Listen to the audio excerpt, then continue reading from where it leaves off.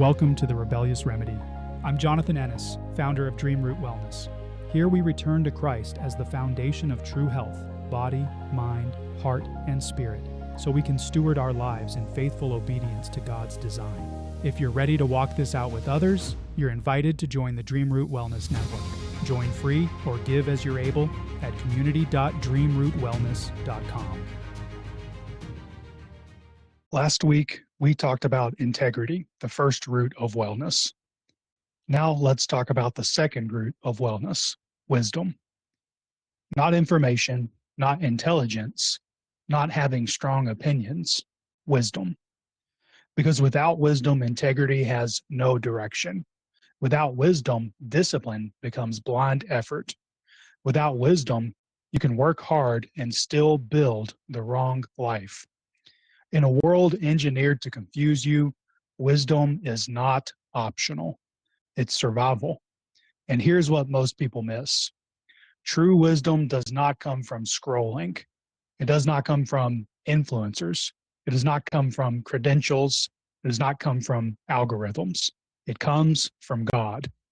Proverbs chapter 9, verse 10 says, "The fear of the Lord is the beginning of wisdom, and the knowledge of the Holy One is insight."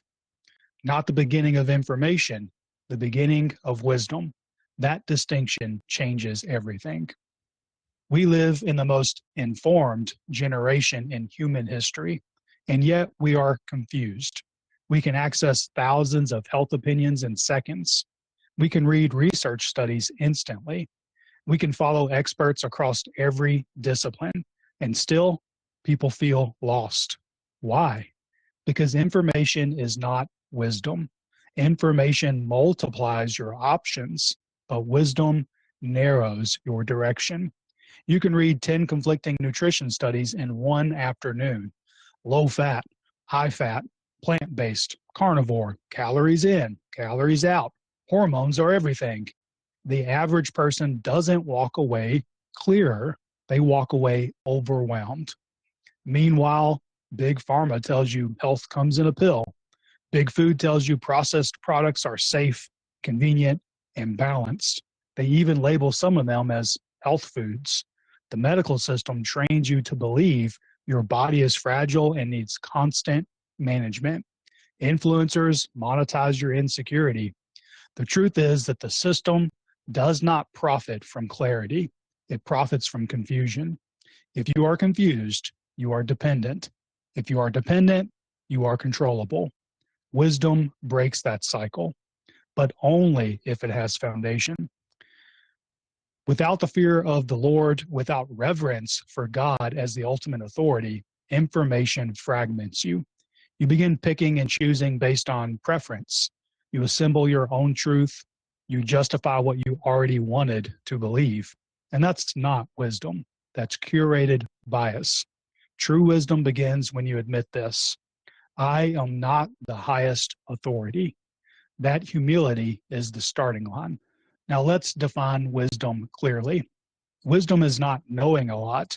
Wisdom is knowing the right things to do at the right times for the right reasons. Wisdom is discernment. It's the ability to recognize truth, filter deception, and act in alignment with Christ. It answers three questions. When should I act? When should I wait? Why am I choosing this? Knowledge accumulates while wisdom evaluates. Knowledge says, here are the facts. Wisdom says, here is the direction. Proverbs chapter 2, verse 6 says, "For the Lord gives wisdom. From his mouth come knowledge and understanding." God gives wisdom, not culture, not trends, not men, but God. Without Christ at the center, wisdom becomes useless autonomy. You start saying, I've done my research. You begin trusting your conclusions as ultimate. You build your life on reasoning alone. That feels empowering until it collapses, because human reasoning shifts with emotion, with pressure, with fear, with pride. Christ-centered wisdom is different. It's discernment under authority. You test information against Scripture. You measure outcomes against the fruits of faith. You ask not just, does this work, but does this align? Wisdom slows you down. Culture speeds you up. Wisdom filters. Culture floods. Wisdom anchors. Culture agitates. The modern world is not neutral. It's engineered. Engineered for reaction, engineered for speed, engineered for emotional volatility. Outrage spreads faster than nuance. Headlines provoke before they inform. Social feeds reward extreme positions. The faster you react, the more engaged you become. The more engaged you become, the more profitable you are. Wisdom requires something different: stillness, reflection, testing, discernment.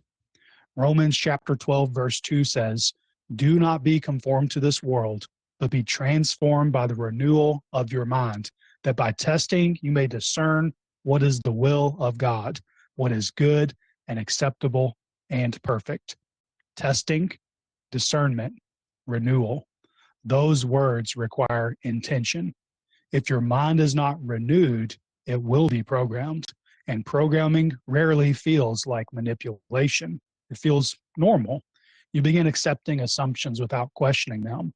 You assume chronic disease is inevitable. You assume exhaustion is normal. You assume dependence on medication is permanent. You assume processed food is harmless. You assume the experts always know best. Wisdom interrupts those assumptions. It asks, who benefits from this narrative? What are the long-term consequences? What does Scripture say about stewardship of the body? What fruit does this produce? Wisdom does not react emotionally. It examines deliberately, and that threatens worldly systems built on speed and profit. Now let's get honest. What happens when wisdom is absent? You outsource your health. You outsource your thinking. You outsource your convictions. You live reactively. You make decisions based on fear, convenience, or social pressure. You bounce between trends. You swing between extremes. You depend on constant external guidance. And dependence breeds fragility. Without wisdom, you become spiritually and physically unstable. James chapter 1, verse 5 says, "If any of you lacks wisdom, let him ask God, who gives generously to all without reproach, and it will be given him." God gives wisdom generously, but you have to ask, and asking requires humility. You cannot grow in wisdom if you believe you already possess it. You cannot receive guidance if you refuse correction. Wisdom requires teachability. That includes being willing to admit, I've been wrong. That's uncomfortable, but it frees you, because once you see clearly, you can correct direction. And course correction is strength, not weakness. Wisdom is not downloaded, it's developed, and it grows through discipline. Here's how you train wisdom. Number one, stay humble. Assume there is more to learn. Assume blind spots exist. Invite correction. God gives wisdom to the humble, not the arrogant. Number two, embrace reproof. Proverbs chapter 10, verse 17 says, "Whoever heeds instruction is on the path to life, but he who rejects reproof leads others astray." Correction sharpens discernment. If you only listen to voices that affirm you, you stagnate. Number three, slow down decisions. Delay emotional reactions. When a headline provokes fear, pause. When a trend excites you, test it. When an expert speaks confidently, evaluate fruit. Wisdom grows slowly. Number four, seek God first, before research, before reaction, before sharing. Ask, Lord, what is true here? Prayer is not weakness, it's alignment. Number five, learn from the lives of others. Look for fruit, not hype, not charisma, fruit. Does this person demonstrate discipline, consistency, integrity? Wisdom listens to those who live what they teach, not those who market themselves the best. Now, this is where it becomes practical. When you cultivate wisdom, you stop outsourcing your well being. You begin questioning trends instead of chasing them. You begin eating real food instead of packaged convenience. You begin training your body instead of medicating every discomfort. You begin guarding your mind instead of consuming everything. You become deliberate, aligned, stable. Wisdom protects your body. Wisdom protects your mind. Wisdom protects your household. In the deceptive system, discernment is defense. You need to understand something about wisdom. It becomes stronger when you articulate it. If someone asked you, how do you decide what to believe? Could you answer clearly, not vaguely, specifically? If not, then we need to think about it. How will you exercise wisdom in your life? Write it down in a wisdom statement, similar to the integrity statement we talked about last week. Your wisdom statement should answer, who is my ultimate authority? How will I test information? What will I no longer blindly accept? How will I pursue discernment daily? Here's an example. I seek wisdom from God first. I test every narrative against scripture and long-term fruit. I refuse to be manipulated by fear, trends, or outrage. I slow down before deciding. I choose discernment over reaction. My health, my thinking, and my decisions align with truth, not convenience. Now it's your turn. Write your wisdom statement. Post it somewhere. Share it. The Dream Root Wellness Network would be the perfect place for that. Refine it. Let others sharpen it, because wisdom grows in community. Proverbs chapter 1, verse 5 says, let the wise hear and increase in learning, and the one who understands obtain guidance. Let's close with this. Wisdom is not having the loudest voice. It's having the clearest vision. It's seeing through deception. It's choosing alignment over impulse. It's asking God before acting. Integrity stabilizes you. Wisdom directs you. Without wisdom, you work hard in the wrong direction. With wisdom, your effort compounds.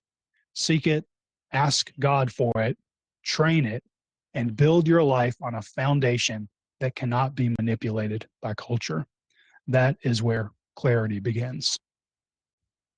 Now, and programming rarely feels. Wisdom interrupts those. Wisdom interrupts. How do you decide what to believe? How do you decide what to believe?